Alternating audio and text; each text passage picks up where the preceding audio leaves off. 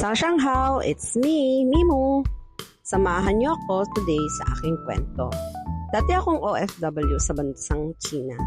Nagtuturo ng lengguaheng Ingles sa mga batang edad 2 hanggang 6. Tumagal din ako ng halos 15 years sa pagtuturo. Yes po, kindergarten teacher ako sa ibang bansa.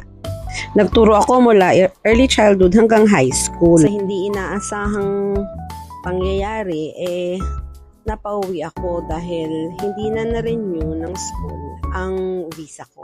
Dahil na rin sa dami ng bagong rules and regulation, kaya ganun. Kasi wala ng oras. So kasabay ng pag-uwi ko, nagkasakit naman ako.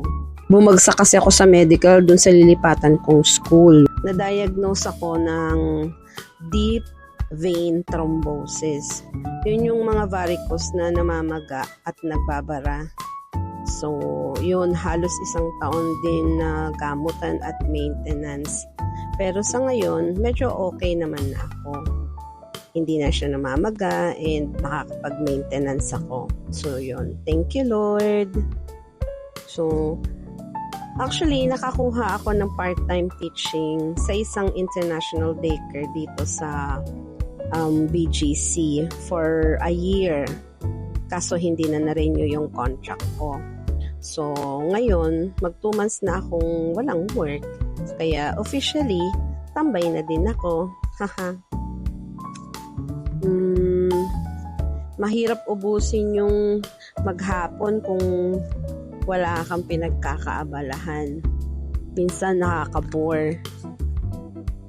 Tapos, yun, mahirap din na makahanap ng work sa ngayon. Una, dahil hindi naman talaga ako licensed teacher. Yun, wala kasi akong license. So, mahirap ako mag-apply sa mga schools. Kaya nga, naisipan ko na mag-enroll na lang ng teacher certification para makapag-exam ako next year. Hopefully, pumasa ako. And then, pwede ako magpa-ranking.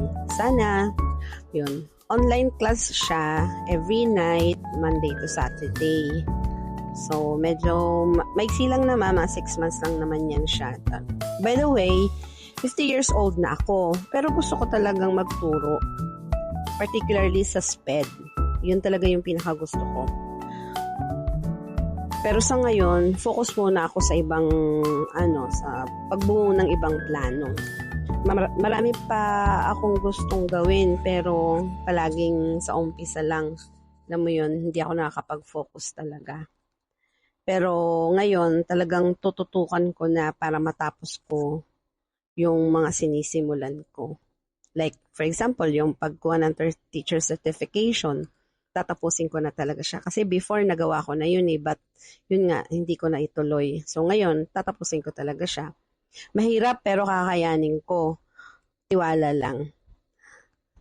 Dati madami akong pera pero wala naman akong oras. So most of my time, parang wala lang, nauubos lang ng ganun-ganun.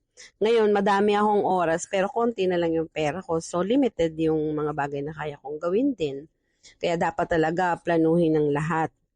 Side hustle, aral, ganun, buo ng plano, kung ano talaga yung dapat gawin, kung ano talaga yung gustong matapos, yung mga ganun.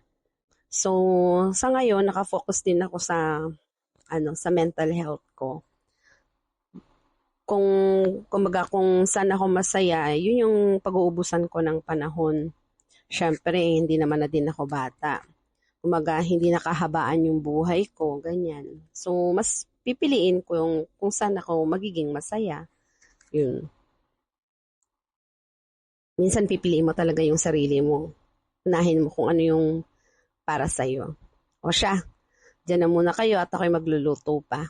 Say, diyan siya pang yaman.